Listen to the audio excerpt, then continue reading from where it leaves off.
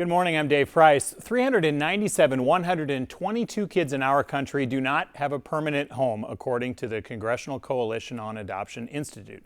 Some have been given up at birth, others lost parents to prison, drugs, death, or some other issue. Erin Kiernan thinks she has an idea to help at least some of them and to help the families who want to adopt them. So we welcome my coworker to the Insiders. Thank you. Thanks for having me. I appreciate it. Thanks for being here. Okay, first let's talk about, this has really been a unique situation for you because you have found yourself pushing personally to change the law because of your experience. Yeah, I've never been involved in anything like this before. I mean, you can speak to this as reporters and anchors. We just tell people what happened at the State House today. We're never involved in trying to push for some sort of legislation or change.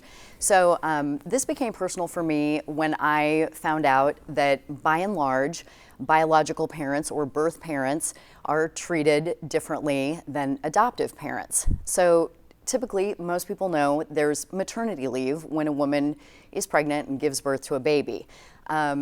What I found out is that, at least for me, there was no opportunity for any form of paid leave if I were to bring home an infant through adoption.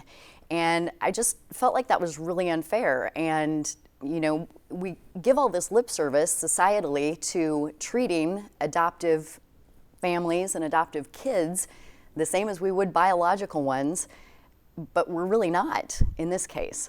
And so the way you want this set up is that everything would be treated the same. So if you work at a business where you have short-term disability or whatever it is you take when you take traditional maternity leave, you could go into that bank as an adoptive parent as well. Right. That's the way the legislation is worded in both the House and the Senate.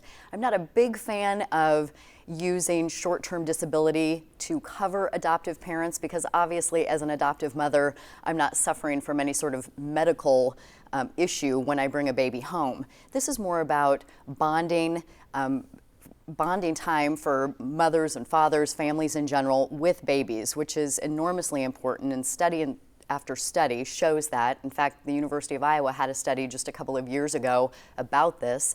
They followed children from infancy through about age 8, and the results were pretty astounding about how important it is for babies to bond with at least one parent and to have that significant one-on-one time in the very early stages of life. It means that they end up happy, well-adjusted, well-functioning kids. One of the things you're up against would be some of the business owners, particularly the small business owners, who don't want to see lawmakers mandate something on them.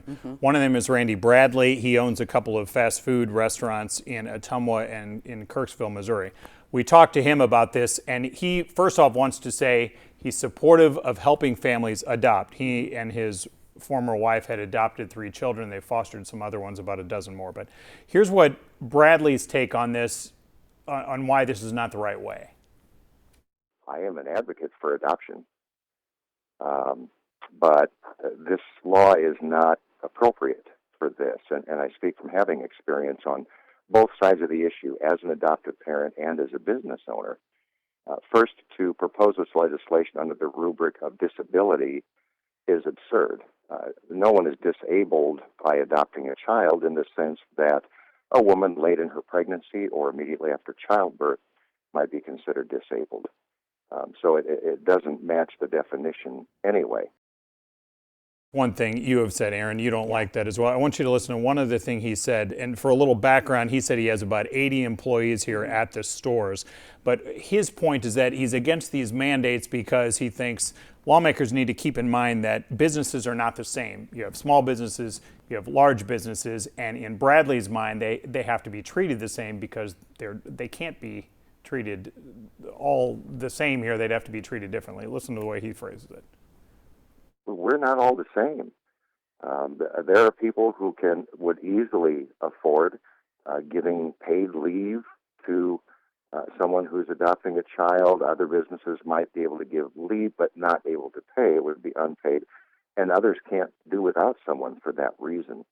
The owners have no part of the decision of people to adopt children. And for them to be penalized when they get no say in the matter is not appropriate. Okay, so how do you address the fact that this would be a mandate? And at least the way it's set up, it doesn't appear to have any difference based on size of business, number of employees, that kind of thing. Actually, it does, because the only way this is a mandate is that it says if you afford X benefits to birth parents or biological parents, you have to do the same for adoptive parents. Which not all do. Not all do. So, the only thing that's in place that is a mandate right now is FMLA. And if I had a dollar because it's on the federal level. It's on the federal level, Right. and it's also unpaid. Right. So, and that also does differentiate based on number of employees, how long somebody has been employed at a company. Right. So what we're asking for is equality, and that is it. And it's interesting, the studies that are out there in terms of businesses that already offer some form of adoption benefit, what they're reporting back to entities like the Dave Thomas Foundation for Adoption is that less than 1% of their employee pool ever takes advantage of the adoption benefit. So all we're asking for is, if you offer this to me when I give birth, offer it when I bring a baby home through adoption. One of the other points Bradley made is that he's saying if this is important and if lawmakers decide that this is important and something to look at, he wants to see them debate this. And rather than doing some kind of mandate here, maybe come up with some kind of incentive to offer these smaller businesses that can't afford to do some of the things you're talking about. Sure, and I think that would be great. I think, speaking for myself personally and a lot of the other people I've heard from in recent weeks and months as we've kind of been spitballing about this whole idea, is we just want to open the conversation, because this is something that has never been brought up before. It's never been seriously discussed.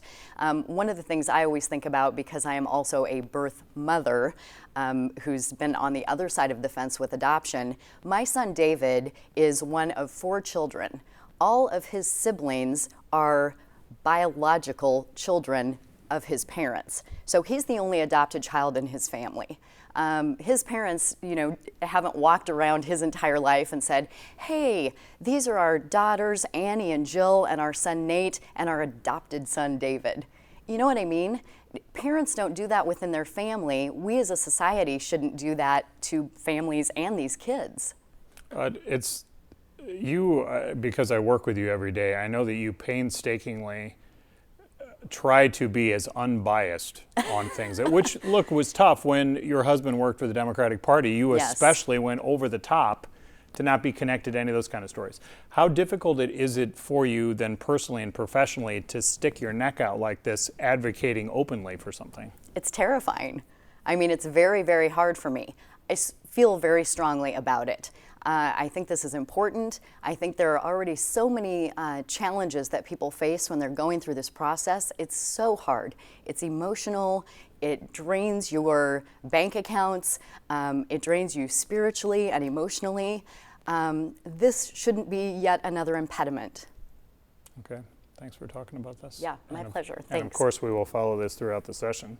While we wait to see if lawmakers do something on this, we've also been waiting for them to follow